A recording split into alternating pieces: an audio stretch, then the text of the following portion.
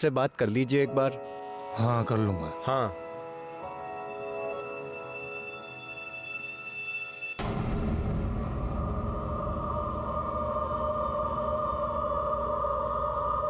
साहब साहब साहब कुछ खाने को दो ना साहब। साहब दो ना साहब। साहब बहुत भूख लगी है, भगवान आपका भला करेगा साहब। साहब साहब सुबह से कुछ खाए नहीं है साहब। साहब साहब अरे क्या कर रहा है ये? साहब अरे साहब अरे साहब, क्या करता है ये? सुबह से मैंने कुछ खाया क्या बुलाना तेरे को? चल जा इधर से। साहब दोबारा आने का नहीं, इधर बोल दिया तेरे को मैं। Hello police.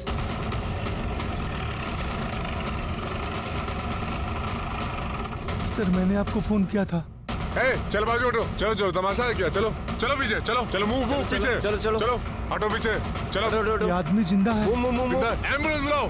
मैं एम्बुलेंस को फोन कर दिया सर।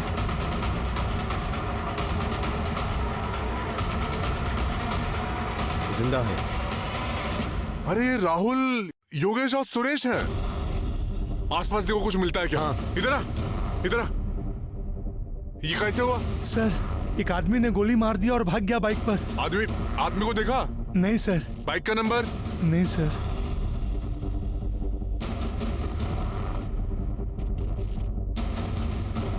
ये बुलेट के शेल्स मिले हैं। किसी पुलिस वाले की रजिस्टर्ड गन की बुलेट है। इसका मतलब ये हो सकता है कि किसी पुलिस वाले ने डबल मर्डर किया है। एम्बुलेंस आई क्या? हाँ सर, लाओ लाओ लाओ। चलो चलो लाओ जल्दी। चलो फटाक से। जल्दी।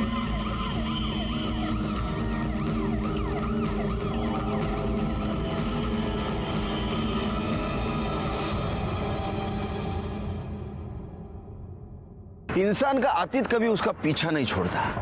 कहते हैं गुजरा हुआ कल आने वाले कल के सामने हमेशा खड़ा होता है। नमस्कार, मैं सीनियर इंस्पेक्टर सुनील केलकर आप सबका स्वागत करता हूं क्राइम पेट्रोल दस्तक के इस भाग में। जब मेरी पोस्टिंग मुंबई के बोरीवली पुलिस स्टेशन में थी, उस वक्त मेरे सामने एक केस आया था। इस केस में अतीत और आज के तार इतने उलझे हुए थे कि कातिल कौन है ये ढूंढना बहुत मुश्किल जा रहा था। योगेश और उसके पिता सुरेश दोनों का कत्ल हुआ था और उसका कजिन राहुल उस पर भी हमला हुआ था। और खास बात यह है कि जिस रिवॉल्वर से यह हमला हुआ था वो एक पुलिस वाले की थी। क्या ये सुपारी किलिंग थी या किसी की जाति दुश्मनी का यह अंजाम था? आइए देखते हैं ये केस क्या था जो मुंबई से शुरू होकर दिल्ली तक जा पहुंचा था। ये केस शुरू हुआ नवंबर 2017 में, जब एक औरत हमारे पास एक कंप्लेंट लेके आई थी।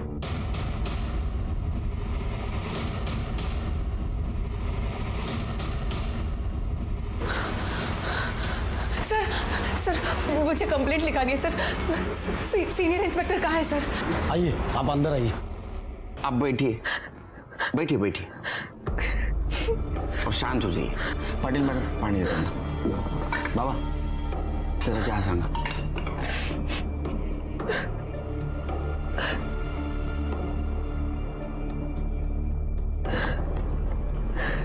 बोलिए। सर मुझे बहुत डर लग रहा है। सर उसने मुझे किडनैप करके 3 महीने अपने घर में बंद रखा। सर बहुत मुश्किल से निकली हूं मैं आज। किसने किया ये? सर मेरे पति योगेश, हमारा सेपरेशन हो चुका है। लेकिन आपके पति ये सब क्यों करेंगे? सर बहुत लंबी कहानी है। नहीं बताइए आप। सर मैं दिल्ली से हूँ। मेरी फैमिली और योगेश की फैमिली दोनों एस्ट्रोलॉजी में थे। उस वजह से थोड़ा कंपटीशन दोनों के बीच में रहता था। जितने लोग मेरे पापा दीनदयाल पांडे और छोटे चाचा ब्रिजमोहन पांडे को मानते थे, उतने ही लोग योगेश के फादर सुरेश श्रीवास्तव को भी मानते थे। हमारी फैमिलीज में प्रॉब्लम्स तब और ज्यादा बढ़ गई जब दोनों ही फैमिलीज वहाँ के लोकल पॉलिटिक्स और इलेक्शन में इन्वॉल्व हो गए। योगेश कॉलेज में मेरा सीनियर था, पता ही नहीं चला कब एक दूसरे से प्यार हो गया और हमारी फैमिलीज हमारे शादी के अगेंस्ट थी।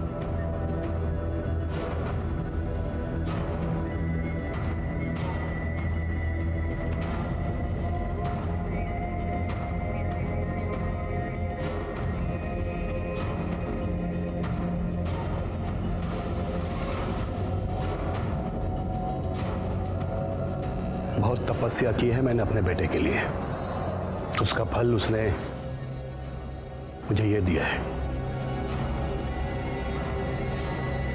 बहुत प्यारी बहू ढूंढी है इसने मेरे लिए। आपका बेटा भी कम नहीं है। मुबारक हो, मुबारक हो।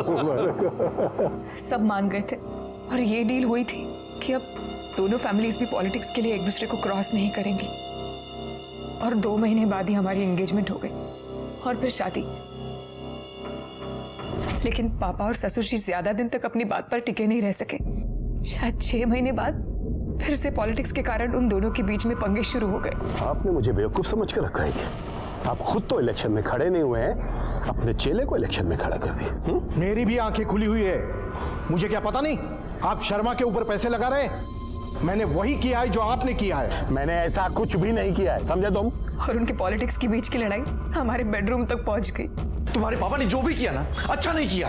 अच्छा, मेरे पापा जो भी करते हैं खुल कर करते हैं, तुम्हारे पापा की तरह दोगले नहीं है। How dare you!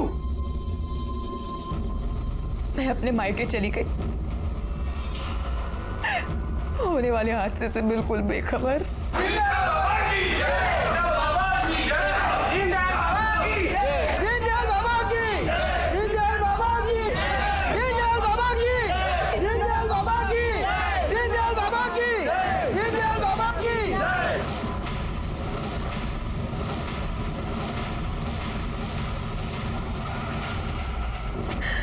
मैं जानती थी मेरे ससुर ने मेरे पापा को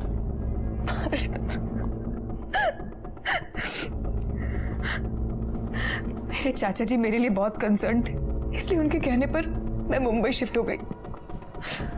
और वहां दिल्ली में मेरे पापा का किलर पकड़ा गया।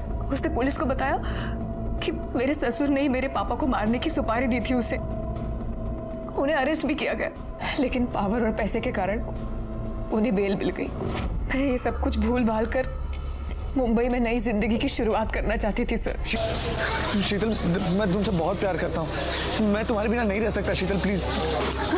प्यार? कैसा प्यारा? तुम्हारे पापा ने मेरे पापा को मरवा दिया। अगर अगली बार से तुम दिखे ना तो मैं पुलिस में कंप्लेंट कर दूंगी। शीतल शीतल शीतल शीतल! लेकिन उसके 1 हफ्ते बाद ही हाथ मुंह बांध कर ये देखिए सर, हर वक्त मेरे ऊपर नजर रखी कि मैं कहीं भाग न जाऊं। उन्होंने आपके साथ और कुछ किया? मतलब योगेश ने रेप करने की कोशिश वगैरह कुछ? नहीं, रेप नहीं, लेकिन योगेश ने उससे भी घिनौना काम किया है। आप वहां से भागे कैसे? सर, वहां की मेड कमला, उसने मेरी मदद की। तो अब आप योगेश के खिलाफ कंप्लेंट करना चाहती हैं? सिर्फ योगेश नहीं सर, उसके भाई और उसके पिता, दोनों के अगेंस्ट इन सब ने मिलकर मेरी जिंदगी बर्बाद किया। ठीक है, उनका नंबर और एड्रेस दे दो इनके पास। और आप घबराइए मत, अगर उन्होंने कुछ गलत काम किया है तो उनको सजा जरूर मिलेगी।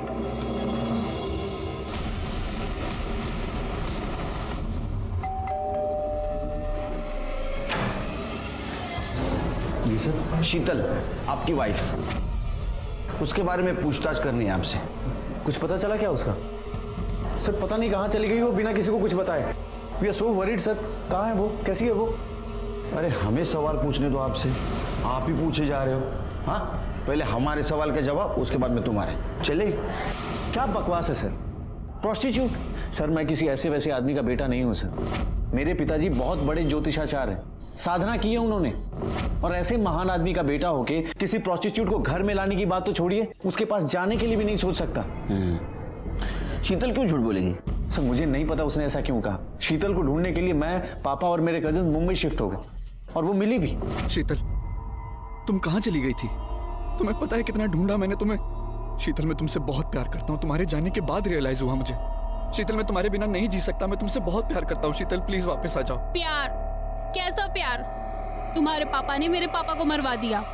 अगर आइंदा से तुम दिखे तो मैं पुलिस में कंप्लेंट कर दूंगी। शीतल प्लीज, मैं मेरी तरफ देखो। देखो मैं बिल्कुल बदल जाऊंगा। तुम मुझे एक चांस दो प्लीज। कम बैक, एक बार वापस आ जाओ। शीतल देखो, मैं हाथ जोड़ता हूँ तुम्हारे। मैं प्लीज मान जाओ। प्लीज वापस आ जाओ प्लीज। ठीक है, उसने मुझे माफ कर दिया और 3 महीने पहले हम यहाँ शिफ्ट हो गए। पर एक दिन वो अचानक से गायब हो गई। सर मैं सच कहूँ तो इन सब के पीछे उसके चाचा ब्रिजमोहन का हाथ है। बहुत ही घटिया आदमी है सर, भड़काता था शीतल को। सर उसने तो हमारे ऊपर जानलेवा हमला भी किया।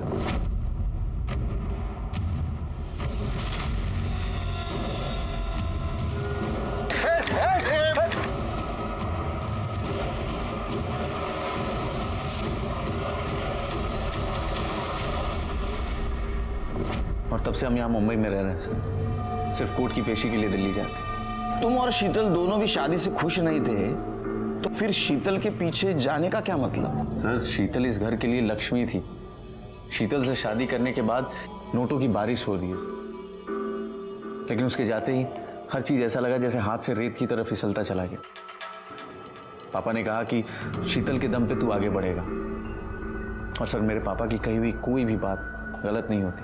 सर अगर आपको कभी प्रॉब्लम हो ना, आप मेरे पापा से मिलो, उनके पास हर समस्या का समाधान है। अच्छा, एक केस सुनाता हूं तुमको मैं। 20 साल का लड़का गायब हो गया था, तो ज्योतिष ने बताया कि वो पूरब की तरफ मंदिर में मिलेगा। मुझे क्लू मिला, उसको ढूंढ के लाया। कहाँ से पता है? पश्चिम दिशा से बार में मिला। तो लोग है ना, उनके समस्या का समाधान ढूंढने के लिए हमारे पास आते। हमें किधर जाने की जरूरत नहीं, समझे? कहीं ऐसा तो नहीं आपके घर की लक्ष्मी, पैसों की बारिश रुक न जाए इसलिए आपने शीतल को कैद करके रखा? ऐसा कुछ नहीं है सर, ऐसा कुछ भी नहीं है। शीतल यहाँ अपनी मर्जी से रह रही थी। सर मैं आपको बता रहा हूँ, there is some kind of misunderstanding. आप मुझे बताइए शीतल कहाँ है, मैं उसे मना करके लाऊंगा सर वापस। प्लीज बताइए सर, कहाँ है वो? क्या लगता है सर आपको? दोनों बहुत कॉन्फिडेंट है शिरके। ऐसा लगता है दोनों सच बोल रहे हैं। लेकिन सर पता कैसे करेंगे कि कौन सच बोल रहा है और कौन झूठ? कोई तो होगा जो हमें सच बताएगा। वहां की मेड कमला, उसने मेरी मदद की। अरे उसकी मेड कमला? साहब मैंने कुछ गलत काम नहीं किया साहब, मेरे को जाने दो। अरे हमने कहा आपने कुछ गलत किया है? हा? जो कुछ भी सच है बता दो। उस घर में मैं 15 दिन से काम कर रही थी साहब। वहाँ एक रूम था साहब, वहाँ मेरे को जाने को ही नहीं देते थे। ओ योगेश सर हमेशा मना करते थे और उस रूम से किसी की आवाज आती थी साहब, मैंने सुनी कई बार।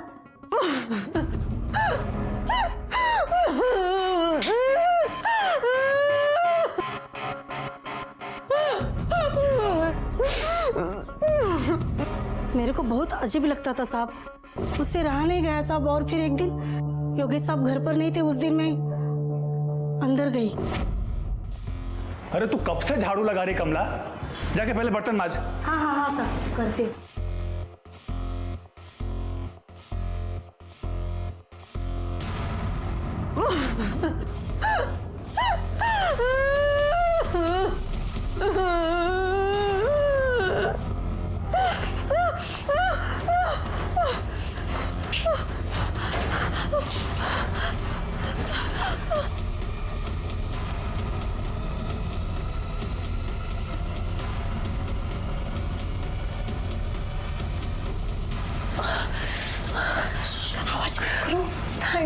थैंक यू कमला, मैं तुम्हारा ये एहसान कभी नहीं भूलूंगी।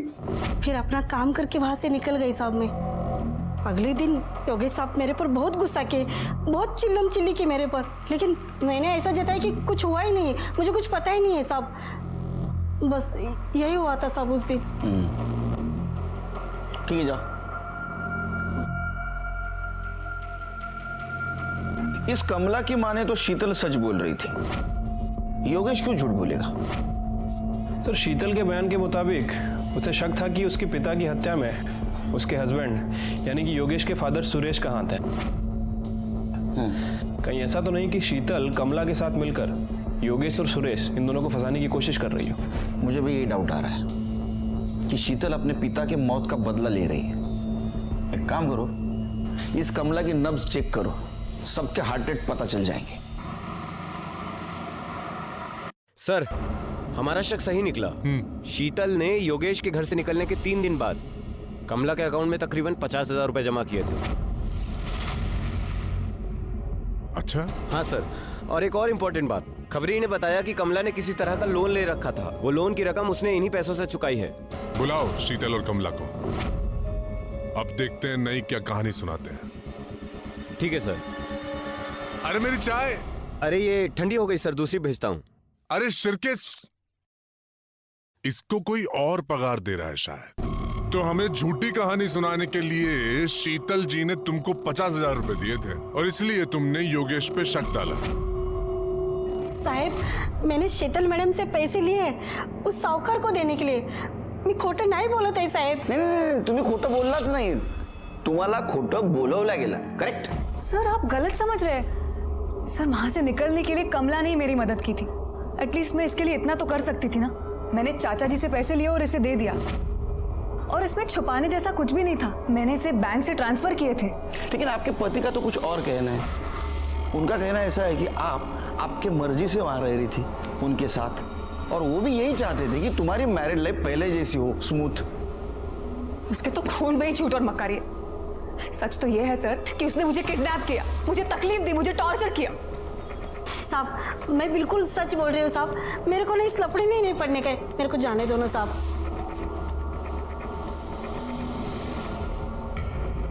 शिरके, मुझे अभी भी यकीन है शीतल ने कमला को वो जो 50,000 रुपए दिए थे वो उसको झूठ बोलने के लिए दिए थे। सर शीतल के हाथों में मार्क्स थे।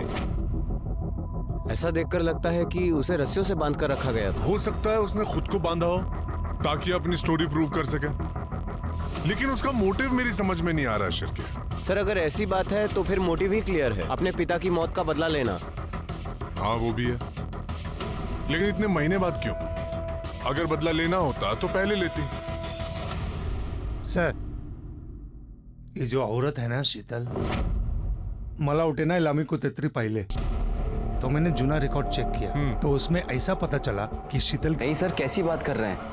हम दोनों तो 1 महीने से डेट कर रहे हैं और शादी भी करना चाहते हैं। दिशा दिल्ली से है तो हम उसकी फैमिली से मिलने दिल्ली भी जाने वाले थे, पर लास्ट वीक दिशा अचानक से गायब हो गई। उसका फ़ोन भी अनरीचेबल आ रहा है। सर मैं पॉलिटिकली एक्टिव हूँ तो मैंने अपने सोर्सेज के थ्रू पता करने की कोशिश भी की, पर पता चला कि वो दिल्ली में भी नहीं है और डायरेक्ट उसकी फैमिली से बात नहीं कर सकता। कहीं उल्टा मैं ही प्रॉब्लम में ना फंस जाऊँ। तो शिरके, मैं तो भूल ही गया। ये शीतल तो बहुत बड़ी खिलाड़ी निकली। पति के होते हुए भी अपना नाम बदलकर किसी दूसरे को शादी का झांसा दे रही थी। पर्दा तो उठाना पड़ेगा।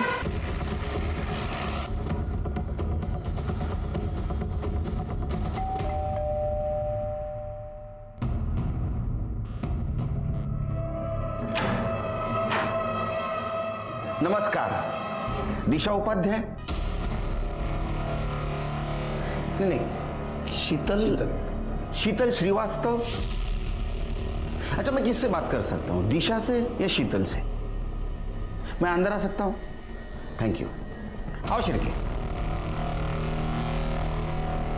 दिशा कौन है? साहब, आपने कंप्लेंट लिखवाई थी ना दिशा के मिसिंग की, लेकिन दिशा तो मिसिंग हुई नहीं थी। अरे सर, यही तो है दिशा। तो वही बोल रहा हूँ, दिशा ये है, ये मिसिंग थी ही नहीं। ये अपने पति के घर में ही रह रही थी, शीतल श्रीवास्तव नाम से। कुछ भी बोले जा रहे हैं आप बोलेंगे क्या सच है? दिशा, ये अगर तुमने एक बार भी बोल दिया होता ना कि ये सब झूठ है तो मैं तुम्हारे इस झूठ को भी सच मान लेता। मंदार, अब तो बताइए सच क्या है? सर मैंने मंदार से झूठ बोला, लेकिन मैं शीतल से दिशा किसी को धोखा देने के लिए नहीं बनी थी। वो मेरे अंकल ने कहा था मुझसे कि तुम नाम बदल दो ताकि योगेश मुझे ढूंढ ना सके। मैं मंदार से बहुत प्यार करती हूँ। सब कुछ खत्म हो गया, सब कुछ। Thanks to you. शीतल और योगेश का यह उलझा हुआ केस खत्म हो चुका था, क्योंकि ना तो शीतल योगेश के खिलाफ कुछ सबूत दे पा रही थी, ना तो हमारे इन्वेस्टिगेशन में कुछ मिल रहा था। और वैसे भी शीतल का कैरेक्टर थोड़ा सा डाउटफुल ही था, इसलिए हमें लगा कि अब ये केस खत्म हो चुका है। लेकिन इस केस का अंत इतना भयानक होगा ये हमने भी नहीं सोचा था। फिर के फायर यहां से हुआ, 1 2, तीसरा फायर इधर, यहां लग के राहुल को लगी। सर यहाँ कुछ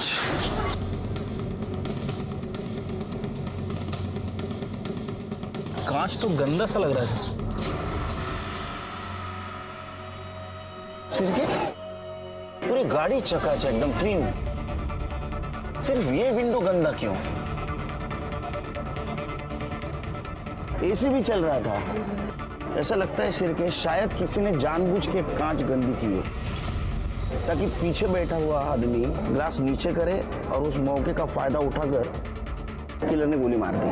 पॉसिबिलिटी है सर। सबसे सेफ सीट पर राहुल था, ड्राइविंग सीट। उसको गोली सीट के बैक साइड से लगी। फिर के आसपास का सीसीटीवी फुटेज चेक करो और पूछताछ करो किसी ने किलर और बाइक का नंबर देखा क्या।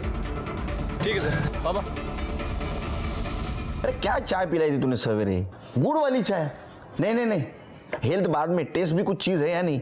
नहीं चाहिए मुझे। कल से तू गुड़ वाली चाय, मैं शक्कर वाली चाय। ये शीर क्या है, बाद में फोन करता हूँ। हाँ बोलो शीर। सर वो क्राइम सीन पे जिस गन की बुलेट्स मिली थी सर, वो गन किसी मिलिंद बोरकर के नाम रजिस्टर्ड है। Borkar Mira Road police station में PSI पोस्टेड है और सर कुछ दिन पहले उसने अपने गन की मिसिंग कंप्लेंट करवाई है। PSI? एक पुलिस वाले का इस किलिंग से क्या लेन देन हो सकता है? फिर भी एक काम करो, इस PSI बोरकर के डिटेल्स निकालो वहां के पुलिस स्टेशन से, खास करके नॉन यूनिफॉर्म स्टाफ से, मतलब ये स्वीपर एडमिन उनसे। ठीक है सर। वैसे ये योगेश और सुरेश, इन दोनों की PM रिपोर्ट भी आ गई है सर। सर रिपोर्ट के मुताबिक सुरेश श्रीवास्तव के सर पे गोली मारी गई थी और योगेश के नेक और अपर बैक पे गोली मारी गई है। एक गोली उसकी पीठ को भेदते हुए छाती से निकली है और सर इन दोनों की ऑन द स्पॉट मौत हो गई थी। राहुल इसलिए बच गया क्योंकि उसे जो गोली मारी गई वो पहले कार की सीट को लगी और उसके बाद राहुल को लगी। उसका खून तो बहुत बहा है लेकिन डॉक्टर का कहना है कि वो जल्दी रिकवर कर रहा है। सीसीटीवी फुटेज मिली? सर सीसीटीवी फुटेज तो नहीं मिला है। एक्चुअली वो इलाका काफ़ी भीड़ भाड़ वाला है और प्रॉब्लम यह है कि वहाँ का जो CCTV कैमरा है वो ख़राब है। लेकिन छिड़के, किसी भी हालत में हमें यह जानना बहुत जरूरी है कि योगेश और सुरेश का मर्डर किसने किया था, किसके पास उनको मारने का स्ट्रांग मोटिव था, या सच में पुलिस वाले को किसी ने सुपारी दी थी, या असल में पुलिस वाले की गन चोरी हो गई थी। सर मुझे ये मामला पारिवारिक रंजिश का लग रहा है। शीतल के चाचा ब्रिजमोहन पांडे के भाई का मर्डर हुआ। हो सकता है कि उसने अपने भाई के मर्डर का बदला लिया। लव ट्रायंगल भी तो हो सकता है। ये मंदार कुलकर्णी भी तो मार सकता है योगेश को। याद है उस दिन जब उसको पता चला कि शीतल शादीशुदा है, कितने गुस्से से गया था। और योगेश को मारना भी चाहता होगा ना वो, या तो शीतल ने मारा होगा दोनों को, क्योंकि शीतल मुंबई में आकर नई जिंदगी जीना चाहती थी और योगेश और उसके फैमिली की वजह से सब बर्बाद हुआ था। शिरके, मुझे इन सब के CDR और फोन लोकेशन चाहिए। तब तक हम राहुल से बात करते हैं। सर हम लोग ट्रैफिक में फंसे हुए थे, तभी वहां पर एक भिखारी आया और वो विंडो की कांच को नॉक करने लगा। चाचा जी बार बार इरिटेट हो रहे थे। उन्होंने कई बार इशारा किया उसको वहां से जाने का, लेकिन वो मान ही नहीं रहा था। उसने विंडो की कांच पर कुछ गंदा कर दिया था। तभी चाचा जी ने कांच को नीचे किया और इतने में वहां पर एक बाइक वाला आया और उसने ताऊ जी और योगेश भाई को गोली मारी। मैंने सर पकड़कर नीचे कर लिया अपने आप को। उसने मुझे भी गोली मारी सर। तुमने उसका चेहरा देखा था? नहीं सर, मैं सर पकड़ करके नीचे बैठ गया था। उसने हेलमेट पहन रखा था और ऊपर से काला रंग का ग्लास था। मैं कुछ भी ठीक से नहीं देख पाया सर। शिरके, किलर तो मारने के मोटिव से आया था, फिर ये राहुल कैसे बच गया? मुझे इसकी CDR रिपोर्ट चाहिए। ठीक है सर। कह नहीं सकते कब किसके पास कौन सा मोटिव हो मारने के लिए। छिड़के, मुझे लगता है भिखारी किलर से मिला हुआ था। भिखारी ने सुरेश को इरिटेट किया, सुरेश ने ग्लास नीचे की, किलर ने शूट कर दिया। लेकिन सर शूट करना होता तो कांच पे भी शूट कर सकता था। मतलब कांच पे फायर करता, कांच टूट जाता और उसके बाद वो फायर कर देता। हो सकता है वो किलर उतना कॉन्फिडेंट ना हो। मतलब आपका कहना है कि वो सुपारी किलर नहीं था? हो सकता है। Sir CDR report. क्या खुलासा हो रहा है? सर रिपोर्ट के हिसाब से शीतल 2 महीने पहले अपने चाचा ब्रिजमोहन पांडे के घर शिफ्ट हो गई है दिल्ली में। और मंदार के कॉल रिकॉर्ड के हिसाब से मंदार ने 3:33 पे शीतल को कॉल किया था। मतलब जब योगेश और सुरेश पे हमला हुआ उसके 5 मिनट बाद। शिरके, मंदार ने जब कॉल किया था उस वक्त उसकी फोन लोकेशन क्या थी, पता करो। ठीक है सर। सर मेरा रोड पुलिस स्टेशन से आपको मिलने एक क्लर्क आया है। कौन है? कोई अखिल यादव है। भेज दो। सर मेरा नाम अखिल यादव है सर। सर मैं मीरा रोड पुलिस थाने में क्लर्क हूँ सर। सर देखो, मेरे को किसी लफड़े में नहीं पड़ना है सर, लेकिन आप लोगों के आदमी वहाँ पे पूछताछ कर रहे थे तो मेरे को लगा मैं आपको बता दूँ। अब बिल्कुल टेंशन मतलब बिंदास बोलो। सर वो अपने PSI बोरकर सर है ना सर, उनकी गन चोरी हुई थी। वो तो हमें भी पता है, लेकिन सर वो गन दोबारा मिली, बट दूसरे PSI के ड्रॉर में।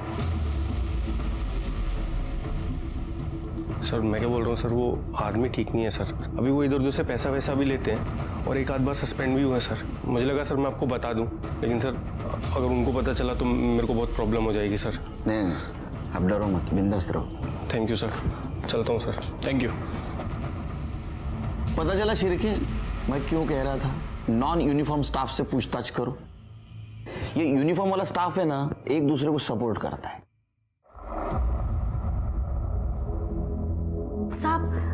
साहेब मला काहीतरी सांगायचंय तुम्हाला। बोला।